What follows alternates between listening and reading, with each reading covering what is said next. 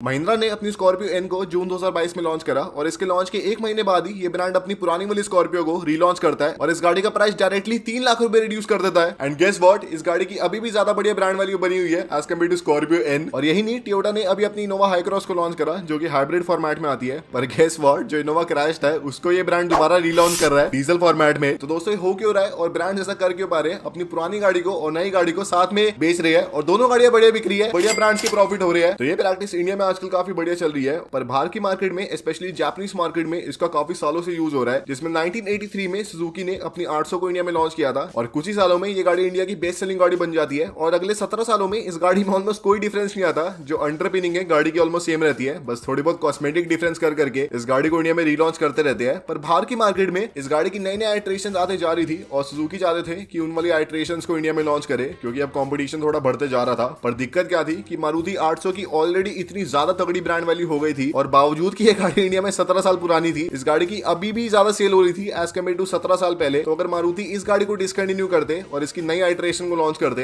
तो काफी रिस्क था। तो उन्होंने क्या करा कि जो मारुति 800 है उसे रिटेन कर लिया 2.2 लाख के प्राइस में और मारुति ऑल्टो को लॉन्च कर दिया 2.7 लाख के प्राइस में। तो अगर आप इसके पीछे जीनियस देखो तो एक ही गाड़ी के उन्होंने दो डिफरेंट वर्जन बना दिए और दो डिफरेंट गाड़ियां बना दी, जिससे ना तो उनकी पहले वाली मार्केट टूटी और एक नई मार्केट भी क्रिएट हो गई। Now this is what is genius. Maruti को हम जो मर्जी बोलते हैं पर उनकी स्ट्रैटेजी बहुत तगड़ी है और स्ट्रैटेजी हम कारवासल वालों की भी तगड़ी है। आप जाके सब्सक्राइब कर लो और एक रियल कम्युनिटी मेंबर बनो। और इसके अलावा अगर आप 2013 में चले तो इंडिया में Hyundai की i10 आती थी और i20 आती थी, लेकिन इसके बीच में एक नया सेगमेंट क्रिएट हो गया था हैचबैक्स का, जिनमें जो साइज है आपको i10 वाला मिलता है लेकिन जो फीचर्स है आपको i20 वाले मिलते हैं। तो इसलिए Hyundai इंडिया में लॉन्च करते हैं ग्रैंड i10 को, जिसमें गाड़ी में आपको फीचर्स ऑलमोस्ट i20 वाले मिलते हैं लेकिन जो प्राइस है आपको i10 के बीच में और i20 के बीच में मिलता है और नाम आपको i10 का मिलता है। पर दोस्तों सारे छोटे मोटे एग्जाम्पल है, जो रियल चैटिस एग्जाम्पल है हमारी तरह वो टोयोटा की तरफ से आता है, जिसमें आपको लैंड क्रूजर पता होगा, बहुत ही बढ़िया गाड़ी है और उसकी LC 300 वाली जनरेशन लॉन्च हो चुकी है। पर अभी भी ये ब्रांड अपनी 1984 की LC 70 को रिटेल करता है ऑस्ट्रेलियन मार्केट में। और ऐसे नहीं है कि वो गाड़ी बिक रही है, नॉर्मल बिक रही है, उस गाड़ी पे 2.5 साल की बिडिंग चल रही है। तो एक 1984 की गाड़ी 38 साल पुरानी गाड़ी की डिमांड अभी इतनी ज्यादा है। तो इससे पता चलता है कि अगर आपकी ब्रांड वैल्यू अच्छी है आप कुछ भी बेच सकते हो, पुरानी चीज भी बेच सकते हो और तब भी बढ़िया परफॉर्म कर सकते हो। पर दोस्तों अगर आप इन सारे लॉन्चेस के डेप्थ में जाए तो इन सब में 3 चीजें काफी कॉमन है और वो 3 चीजें सारा कुछ चेंज कर देती है। जिसमें सबसे पहले ये सारी कार्स जिनकी नई जनरेशन लॉन्च होती है साथ ही में पुरानी वाली भी बिकते रहती है, इन सारी कार्स की एक्सेप्शनल ब्रांड वैल्यू है। और एक्सेप्शनल ब्रांड वैल्यू ये नहीं कह रहा कि लोग इनकी बहुत बड़ाई करते हैं, तो उसके ऊपर क्यों नहीं गए? उसमें फील नहीं आया चलाने के बाद, या फिर उस पे ऐसे बढ़िया रील्स वगैरह बनाते हैं। भाई स्कॉर्पियो क्यों? ये गाड़ी ब्रांड है अपने आप में। पर जो एक्सेप्शनल ब्रांड वैल्यू का रियल प्रूफ है कि गाड़ी की एक सिंगल जनरेशन कितने सालों से बिक रही है और उन सालों में उस गाड़ी की सेल कैसे कंसिस्टेंटली सेम रही है। जिसमें अगर आप होंडा सिटी का एग्जांपल ले तो उसकी 4th जनरेशन इंडिया में 7 सालों से बिक रही थी और 7 सालों में इस गाड़ी की सेल ऑलमोस्ट सेम रही है और इनफैक्ट ग्रो करी है। तो 7 सालों में भले जो कॉम्पिटिशन है वो बढ़ा हो लेकिन इस गाड़ी की सेल सेम रही है। तो मार्केट वैल्यू इस गाड़ी की बहुत ही स्ट्रॉन्ग है और कस्टमर अभी भी इस गाड़ी को ले रहे हैं। सेम केस अगर आप इनोवा में देखें तो इसकी सेकंड जनरेशन क्रैशटर वाली इंडिया में 7 सालों से बिक रही थी और इन 7 सालों में इस गाड़ी की सेल बढ़ी है। भले दुनिया बोलती रहे कि भाई ओवर वैल्यूड है, हम जाके अपनी XUV 700 लेंगे, जैसे मैं बोलता हूँ ADAS वगैरह के मजे लेंगे, पर भाई क्रैशटर की अलग ब्रांड वैल्यू है और लोग अभी भी इस गाड़ी को ले रहे हैं। मारुति 800 ऑलमोस्ट 17 साल तक सेम रही ऑल्टो के लॉन्च से पहले। पर जो अल्टीमेट चैटेस्ट इसका रिकॉर्ड है 2 ऑडियो के पास है, स्कॉर्पियो के पास और लैंड क्रूजर के पास। स्कॉर्पियो 20 साल से सेम गाड़ी है, बस लुक्स में थोड़ा बहुत डिफरेंस है। 20 सालों में इस गाड़ी का प्राइस 3 गुना हो चुका है, तब भी कस्टमर इस गाड़ी को ले रहे हैं और अभी भी ले रहे हैं। भाई क्यों ना ब्रांड बेचेगा अपनी गाड़ी को और बढ़िया कैपिटलाइज करेगा अपॉर्चुनिटी पे। और इसलिए दोस्तों अगर आप देखें हम कारवर्सल भी ऐसे काफी पुराने होते जा रहे हैं। We are ageing like fine old wine.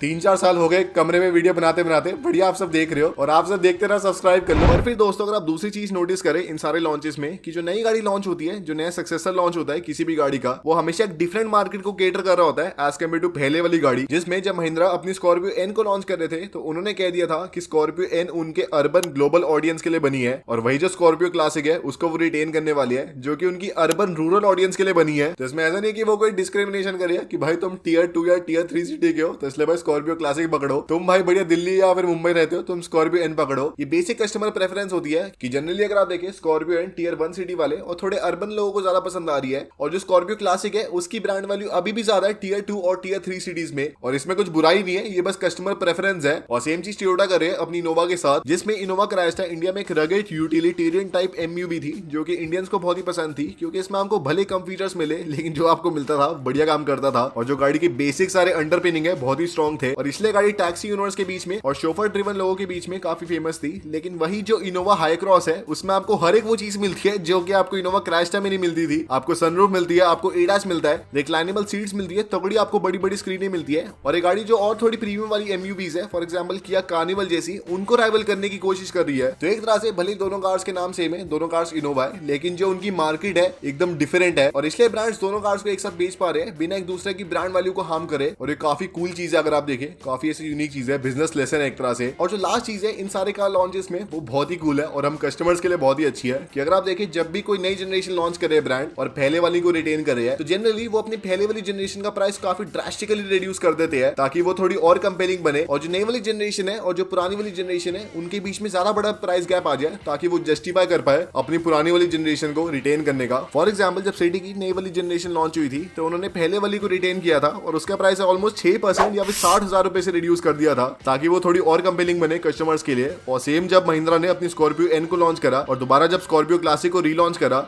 तो अपनी गाड़ी का प्राइस अप टू 3 लाख रुपए रिड्यूस कर दिया ताकि गाड़ी थोड़ी और कंपेलिंग बने और जिन कस्टमर्स को ये गाड़ी पहले महंगी लग रही थी वो भी गाड़ी को ले सकते हैं। तो दोस्तों काफी कूल हो गया। और मुझे अब क्या लग रहा है कि जैसे आपने देखा होगा मैं अरिस्टो कार पे वीडियो अपलोड करता हूँ और कारवर्सल पे भी। अरिस्टो कार नहीं है, कारवर्सल थोड़ा पुराना है, तो कारवर्सल पे ऐसा करूँ क्या मैं कि क्वालिटी रिड्यूस कर दूं क्या वीडियोस की और अरिस्टो कार पे बढ़ा दूं क्या क्योंकि वो नया है। अरे ऐसा कुछ नहीं होने वाला भाई, कारवर्सल पे एकदम बेस्ट क्वालिटी आने वाली है इस साल में, बेस्ट कार कम्युनिटी बनानी है दुनिया की। और बाकी ये सब तो सही एग्जाम्पल थे पर 2-3 मेरे ख्याल से और कार्स है जिनके रीलॉन्च हो सकते हैं या फिर कार मेकर्स उनकी पुरानी और नई जनरेशन को एक साथ बेच सकते थे पर बेचा नहीं। जिसमें पहला मेरा एग्जाम्पल है टाटा सफारी का, जिसमें सफारी स्टॉर्म बहुत ही बढ़िया ब्रांड वैल्यू वाली गाड़ी थी। अगर ब्रांड चाहते तो नई वाली सफारी को भी बेच सकते थे और सफारी स्टॉर्म को भी एक साथ बेच सकते थे जैसे महिंद्रा कर रहे हैं और बढ़िया दोनों मार्केट्स में उनका राज होता। और अब तो भाई सफारी की इतनी तगड़ी ब्रांड वैल्यू हो गई है, पहले फिर भी कम थी, अब तो भाई स्टॉर्म अगर मुझे मिल जाए मैं सच्ची शायद ले सकता हूँ उसे। और सेम मेरे ख्याल से Hyundai कर सकते थे अपनी i20 के साथ, जिसमें जब नई वाली i20 आई उसका प्राइस बहुत ही बढ़ गया और पहले वाली i20 के काफी सारे फैंस थे, मैं भी उसका फैन था। तो अगर i20 पहले वाली को रखते उसका प्राइस रिड्यूस करते थे और नई वाली को भी लॉन्च करते, बढ़िया दोनों मार्केट में उनका राज होता, बढ़िया पैसे कमाते। और जो एक और कॉम्बिनेशन है जिसका मेरे ख्याल से रीलॉन्च होना चाहिए था पर पता नहीं क्यों नहीं करा ब्रांड ने, वो है क्वालिस और इनोवा का। क्योंकि जब इनोवा का लॉन्च करना था तो क्वालिस को ब्रांड ने डिसकंटिन्यू कर दिया, पर तब भी उस गाड़ी की इतनी बढ़िया ब्रांड वैल्यू थी कि लॉन्च से पहले वो गाड़ी सोल्ड आउट हो गई थी और लोग तब भी इस गाड़ी के लिए वेट कर रहे थे। तो अगर टिवटा चाहते और थोड़े स्ट्रैटेजिक होते अपने मूव के साथ तो वो अपनी इनोवा को लॉन्च करते और जो क्वालिस है उसका प्राइस रिड्यूस कर देते, उनकी दो बढ़िया गाड़ियां बन जाती जो कि अलग अलग मार्केट्स को केटर करती। जो टैक्सी वाले लोग हैं उन्हें क्वालिस बेचते, जो कंफर्ट वाले लोग हैं उन्हें इनोवा बेचते। परेशान मेरे ख्याल से ब्रांड ने इसलिए नहीं गिरा क्योंकि क्वालिस की कुछ ज्यादा तगड़ी ब्रांड वैल्यू थी, अगर उसे रिटेन कर लेते तो हो सकता है इनोवा को कोई खरीदता ही नहीं, सब क्वालिस को लेते रहते और इनोवा एक फेल्ड प्रोडक्ट बन जाता इंडियन मार्केट के लिए। और इसके अलावा एक गाड़ी है महिंद्रा की जिसमें ऐसा अराउंड 15 सालों से हो रहा है या फिर 20 सालों से हो रहा है और आपको बताना उसका नाम क्या है। उसकी स्टार्टिंग 20 से होती है। और यही था आज की वीडियो में, अगर आपको पसंद आए लाइक शेयर सब्सक्राइब कर देना।